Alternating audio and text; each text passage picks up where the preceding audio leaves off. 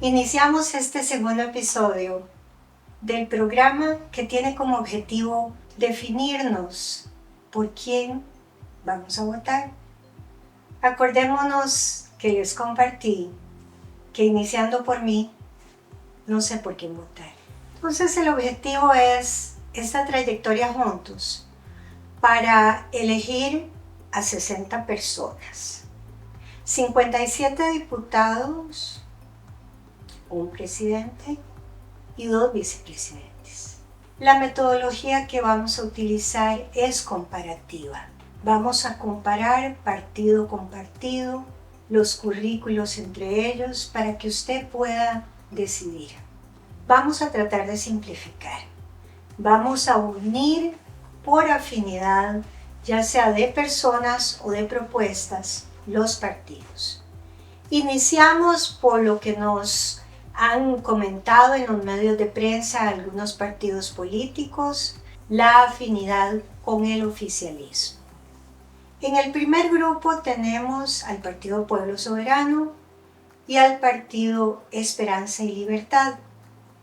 En el segundo grupo tenemos a partidos que históricamente han tenido algún tipo de afinidad, ya sea desde su creación, por haber acogido al oficialismo o porque sus fundadores estuvieron ligados al oficialismo de una forma u otra. Me refiero al partido Costa Rica Manda, con el fundador que fue don Federico Cruz, conocido como Choreco, y al partido Alianza Costa Rica Primero, fundado por el señor Douglas Camaño, quien se autodenomina que fue asesor y estratega del Partido Progreso Social Demócrata, que fue el que llevó al presidente actual al gobierno. También tenemos entonces el partido que de alguna forma se ha ligado al oficialismo, porque sin ese partido no hubieran llegado al poder. Entonces tenemos a doña Luzmeri Alpizar con el Partido Progreso Social Demócrata y también a personalidades que colaboraron y que trabajaron con el oficialismo, como son el señor Luis Amador, exministro de Obras Públicas y Transportes con el Partido Integración Nacional, y la señora Natalia Díaz del Partido Unidos Podemos, quien fuese la exministra de la Presidencia. Hasta aquí ya hemos agrupado 7 partidos.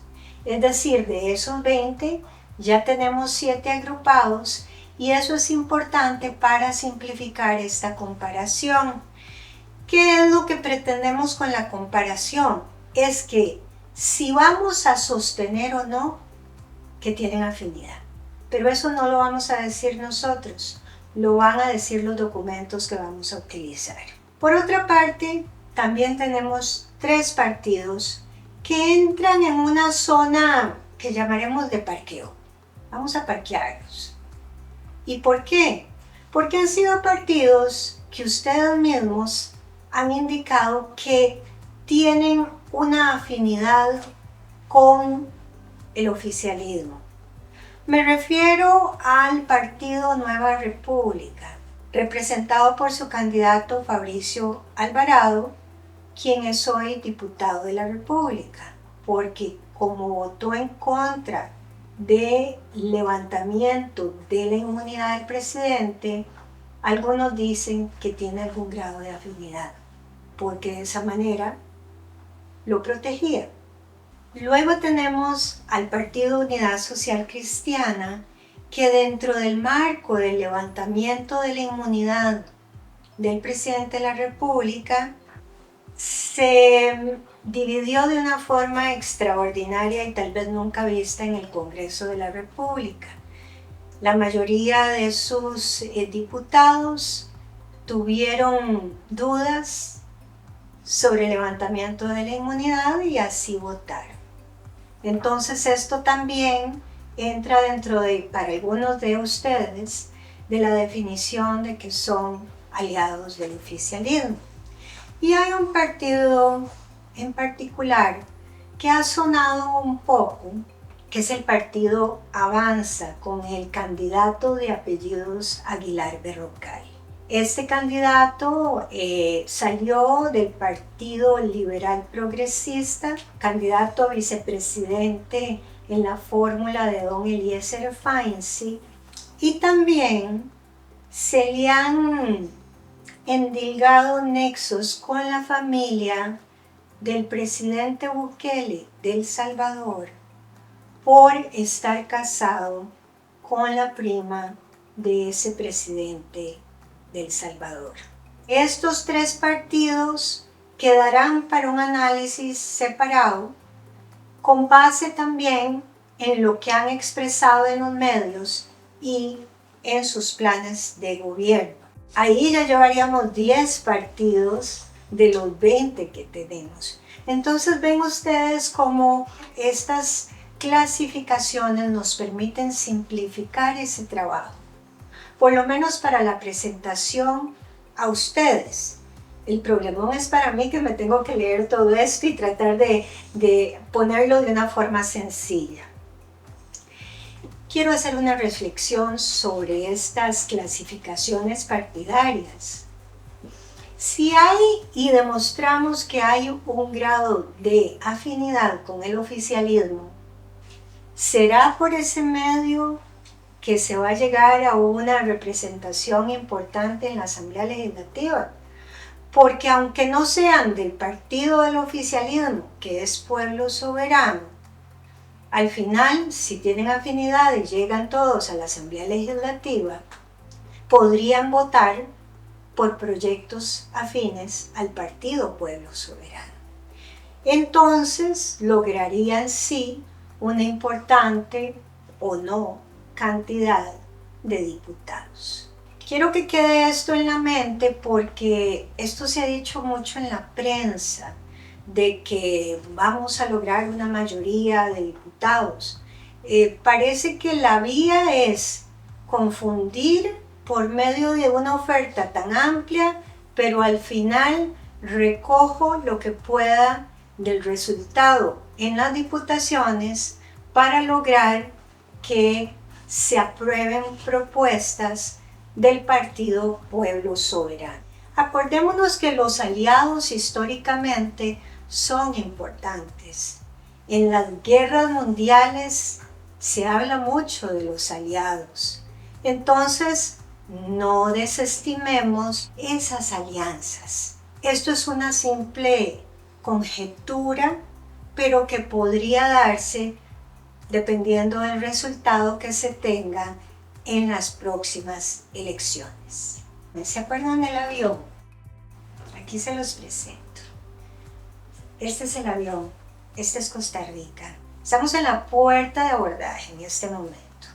Y en la sección primera ya vamos a abordar y nos vamos a ¿qué nos espera en la cabina de vuelo? Nos espera el análisis de los currículos de los candidatos. Yo aquí les quiero hacer una invitación. Seguramente algunos de ustedes tienen experticia y formación en el tema de recursos humanos. Me gustaría escuchar qué piensan desde el punto de vista de su formación de recursos humanos con la presentación de estos currículos. A muchas personas, jóvenes y adultos, les exigen en este momento la elaboración formal de un currículo. Muchas veces, aquellos que hemos manejado personal o ustedes que están en los departamentos de recursos humanos toman un currículum y ya de por sí, con el formato que utilizan, ustedes dicen podría ser sí o no. Los voy a invitar a que revisen estos formatos, estos currículos, porque de alguna manera nos demuestran la seriedad. Si a ustedes y a mí nos piden un currículo porque vamos a pedir trabajo, cómo nosotros no vamos a exigirle a quien aspira al máximo puesto, que es la presidencia de la República, disciplina, rigurosidad en al menos la presentación de su currículum. A partir de ahí revisaremos los planes de gobierno. ¿Y cómo vamos a lograr lo de los currículos? Bueno, va a haber una tabla comparativa, que es, digamos, la conclusión de esa comparación. Tanto los planes de gobierno como los currículos fueron tomados de la página del Tribunal Supremo de Elecciones, porque esa es la fuente donde los candidatos y también sus equipos tienen que presentar sus planes de gobierno. Ahí va a estar la referencia. También les recuerdo cómo vamos a organizar estos temas que habíamos definido. Pero dejemos eso en el área de parqueo también. Iniciamos ahora esta comparación de currículos. El candidato Marco Rodríguez, del Partido Esperanza y Libertad. Él inicia diciendo que hay una doble postulación de su parte, es decir, se está presentando tanto para presidente como para diputado. Pero me tomé la libertad de acudir al Tribunal Supremo de Elecciones para definir cuáles son los candidatos que tienen doble postulación. Esa información no está todavía disponible, ya que todavía se encuentran en el proceso de ratificación de las diputaciones. Así que quedaría pendiente, en cuanto esté la información, indicarles a ustedes cuáles son los candidatos que llevan esta doble postulación. También me encuentro de que no aparecen las edades de los candidatos. La edad es importante porque ahí también lo podemos comparar con la experiencia que ellos nos dicen que tienen. Estábamos entonces con el primer candidato, don Marco Rodríguez. Nos dice, y esto es literal sacado de los currículos, que es hijo de la educación pública, pero no nos dice de cuáles instituciones. También nos dice que es administrador y servidor público, indicando que tiene experiencia en la función pública por más de 18 años. Menciona instituciones o cita instituciones como el ICE, el Ministerio de Hacienda, el CONAPAM, el Museo de Arte Costarricense, la Universidad de Costa Rica, juntas rectoras administrativas, pero no indica los periodos, el tiempo que es tan importante. Entonces no sé cómo se llegan a los 18 años. Es decir, aquí yo les digo que no sé cómo se llega para que ustedes puedan verificar la información. También se autodescribe como docente y consultor. Ahora vamos con el candidato Ronnie Castillo del partido Aquí Costa Rica Manda. Dice que es doctor en economía y máster en economía ambiental. No nos indica las instituciones. Se describe como líder en banca de inversión, finanzas regenerativas e impacto social. Eso es todo. Este currículum en particular es el que ustedes, que son expertos en recursos humanos, nos puedan ofrecer sus comentarios. Luego seguimos con el Partido Pueblo Soberano, la candidata Laura Fernández. Indica que es licenciada en Ciencias Políticas, magíster científico en Políticas Públicas y Gobernabilidad. Y en las dos páginas que presenta se las resumo de la siguiente manera, para que ustedes las puedan ampliar.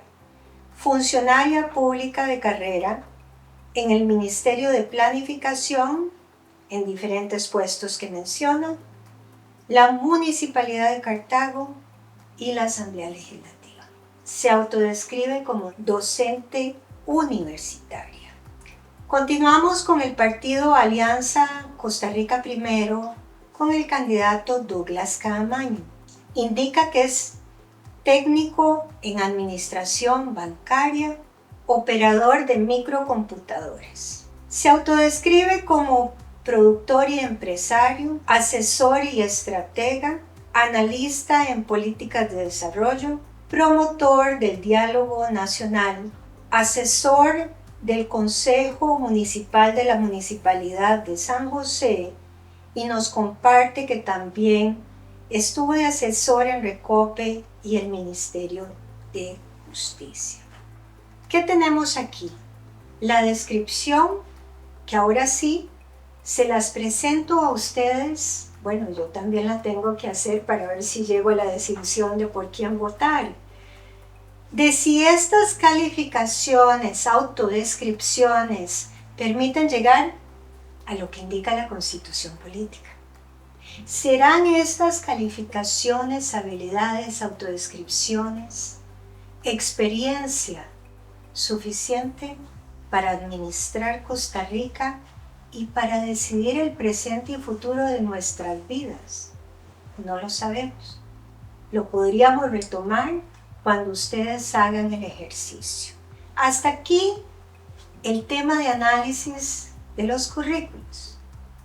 Pasamos entonces al comparativo del inicio de los planes de gobierno de los mismos partidos.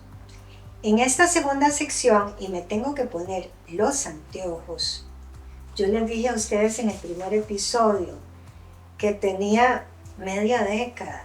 ¿Cómo se me ocurre haberles dicho eso? No, tengo más de 50 años, por eso son los anteojos, eso es lo que les traté de decir. Bueno, pero eso fue un comercial para corregir eso que seguramente ya ustedes estarán criticando de los errores que se cometen.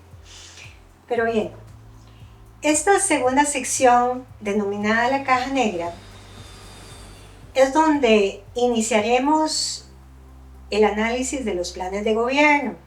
Hoy vamos a hacer ese ejercicio de solamente abordar, iniciar por el tema de seguridad, que según la mayoría de los estudios del CIEP, UCR y algunas encuestas, nos indican que son de mucho interés para todos nosotros.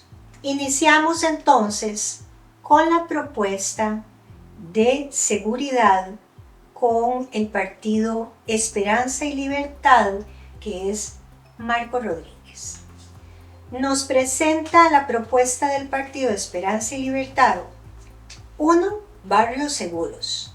2. Puertos con escáneres. 3. Policía profesional suficiente y bien desplegada. 4. Ampliación de cárceles. 5. Bloqueo de telecomunicaciones y se refiere a los centros penales. 6. Creación del Consejo de Seguridad. 7. Creación del Centro de Monitoreo Nacional. 8. Marchamo de transporte público. Tengo como referencia de estos 8 puntos de seguridad que nos presenta el Partido Esperanza y Libertad, la página 49 del plan de gobierno de este partido. Cuando ustedes vayan a la referencia de la página, tengan cuidado porque a veces cuando los documentos son digitales, el documento cuando se revisa en el cuerpo del documento aparece un número de página, pero en la parte digital viene un desfase. Entonces esto está tomado del número de página dentro del documento. Luego tenemos el partido Aquí Costa Rica Manda, del candidato Ronnie Castillo. Nos dice, punto número 1, creación de tribunales. 2, desarticulación del crimen organizado por medio de patrullajes y el control efectivo. 3, ataque a las finanzas del crimen organizado. 4, cooperación internacional. 5. Combate a la extorsión y sicariato. 6. Modernización del sistema judicial y penitenciario. 7. Prevención focalizada contra nuevas amenazas. 8. Reforma institucional y lucha contra la corrupción. Esto lo pueden encontrar en las páginas de la 23 a la 26 del plan de gobierno. Dentro de los planes de gobierno, y a esto lo voy a referir también a un ejercicio que hizo el programa Estado de la Nación por medio del programa especial votemoscostarrica.com, ahí lo podrán encontrar, para las elecciones del 2022. Me pareció una clasificación muy interesante donde dividieron lo que era un diagnóstico y dentro del diagnóstico puede haber una justificación o un reproche al pasado, lo que es una propuesta general y lo que son ya propuestas específicas con metas, el qué y el cómo. Hasta ahora, en estos dos propuestas de seguridad del partido Esperanza y Libertad y Costa Rica Manda, se tiene un elemento de diagnóstico importante y nos quedamos con propuestas generales. Luego tenemos al partido Pueblo Soberano de la candidata Laura Fernández. Nos dice en el tema de seguridad, un nuevo poder judicial. 2. Combate al crimen organizado con escáneres, radares y cooperación internacional. 3. Impulsar la revisión de la legislación penal. 4. Suspensión de las garantías individuales. 5. Fortalecer cuerpos policiales. 6. Mejorar las condiciones de los cuerpos policiales. 7. Reformas legales para gestión penitenciaria. 8. Construcción de cárcel. 9. Migración ordenada. Facilitar la integración de los inmigrantes. 10. Fortalecer la red de protección de la violencia contra las mujeres por medio del fortalecimiento del INAMU. 11. Crear centro de comando. 12. Poner a funcionar drones y patrullajes. 13. Escáneres en fronteras. 14. Desarrollar el centro de comando de ciberseguridad. 15. Crear Observatorio Nacional de Seguridad. Y 16. No repite las reformas legales. Esto lo podemos encontrar en las páginas que inician en la página 25 y termina en la página 29. Nos vamos entonces al partido Alianza Costa Rica Primero del candidato Douglas Caamaño. Nos indica este partido como punto número 1, la reducción de homicidios. El punto número 2, control de puertos y fronteras. 3, aumentar presencia policial. 4. Garantizar respuesta judicial. 5. Mano firme. 6. Instalar escáneres y tecnología satelital. 7. Aumentar el presupuesto operativo y logístico de las fuerzas policiales. 8. Promover reformas legales. 9. Barrio seguro. Esto lo podemos encontrar en las páginas 45 y 46 del plan de gobierno. Quiero hacer un ejercicio que me ayuda a mí a ver las similitudes y a sostener entonces si tienen afinidad. Me voy a que todos los partidos mencionados tienen combatir el crimen organizado por medio de los escáneres, radares y patrullajes. Algunos lo llaman control efectivo. Luego, otros dicen un nuevo poder judicial. ¿Quién dice eso en particular? El Partido Pueblo Soberano, el Partido Costa Rica Manda y el Partido Alianza Costa Rica Primero. Luego, impulsar reformas legales, los 4 partidos. El Partido Esperanza y Libertad y el Partido Alianza por Costa Rica Primero tienen exactamente lo mismo en el tema de barrio seguro y ambos lo llamaron barrio seguro. Ahora, nos acordamos o me gustaría que recordemos, según la Constitución Política, ¿qué hace el presidente de forma inmediata? El presidente es el presidente y las 18 instituciones. Les expliqué que la amalgama de instituciones sobrepasa las 300, pero que para reducir tenemos lo que se llama el Consejo de Gobierno, 18 ministerios. El ejercicio aquí es tomar esos 18 ministerios y el presidente y decir, ¿qué de todo esto que revisamos hace el presidente? Menos de la mitad. Todo lo demás lo tiene que hacer la Asamblea Legislativa. Claro, para comprender esto es importante esa revisión de lo que hace el presidente, no para desacreditar lo que nos están poniendo y ofreciendo los planes de gobierno de estos candidatos y de estos partidos, sino para hacer el ejercicio de qué tanto de esto es cierto. No podemos decir que nos están tratando de engañar. No, señores. Lo que sí se está tratando de hacer aquí es no definir y no llegar a las propuestas específicas. Ahora, el cómo. El cómo lo vamos a dejar para esa sección que hemos llamado el detector de turbulencias. Este es el detector de turbulencias. Me devuelvo a la explicación que le di. ¿Qué tanto de esto es diagnóstico, una justificación para hacer o no hacer, un reproche al pasado? Si es una propuesta, ¿qué hará? Fija objetivos, explica cómo lo hará y lo más importante, ¿de dónde va a sacar el financiamiento? Esto es un debate entre documentos, comparativamente. Eso ustedes lo pueden verificar.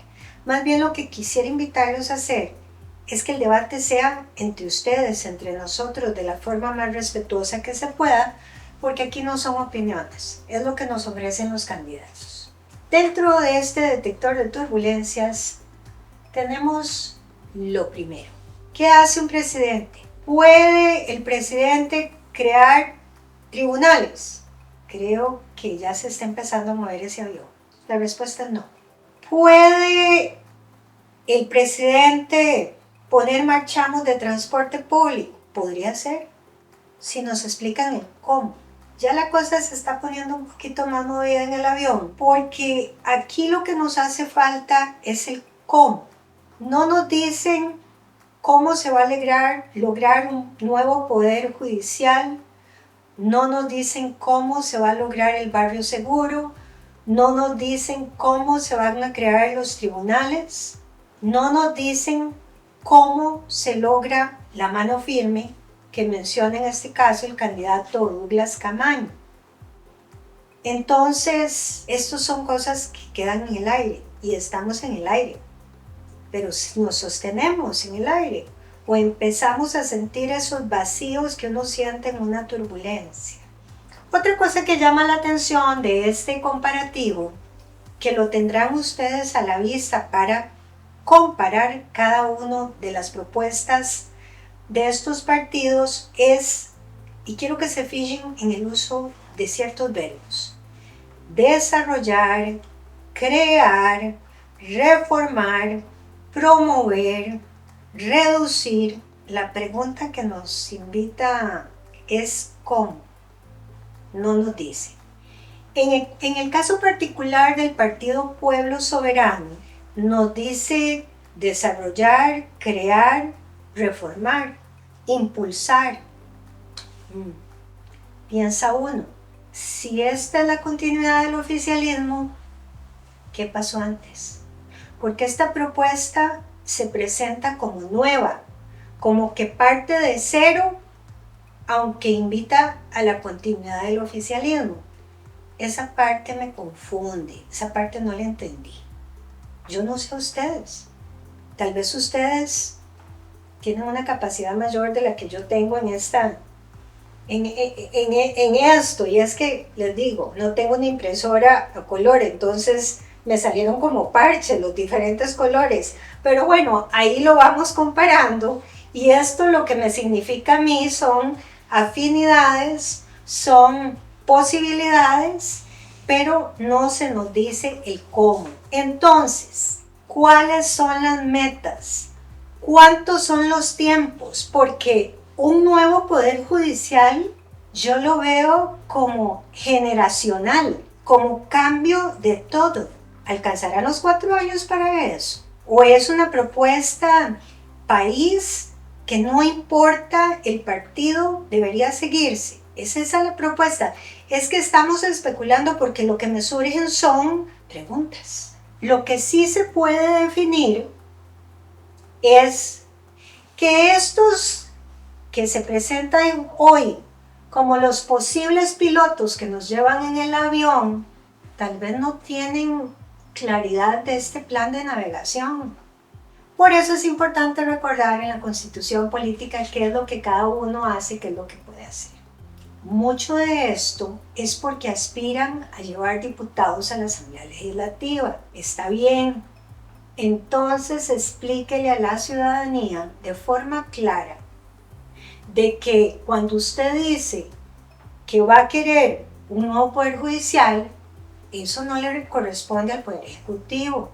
Le corresponderá en el tanto y en el cuanto pueda presentar proyectos de ley que entonces sí se aprueben en la Asamblea Legislativa. ¿Cómo lograrán la reducción de homicidios? No lo sabemos de ninguna forma.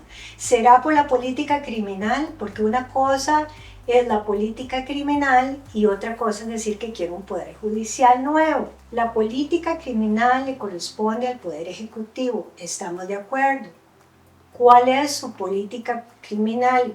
¿Humanista o persecutoria?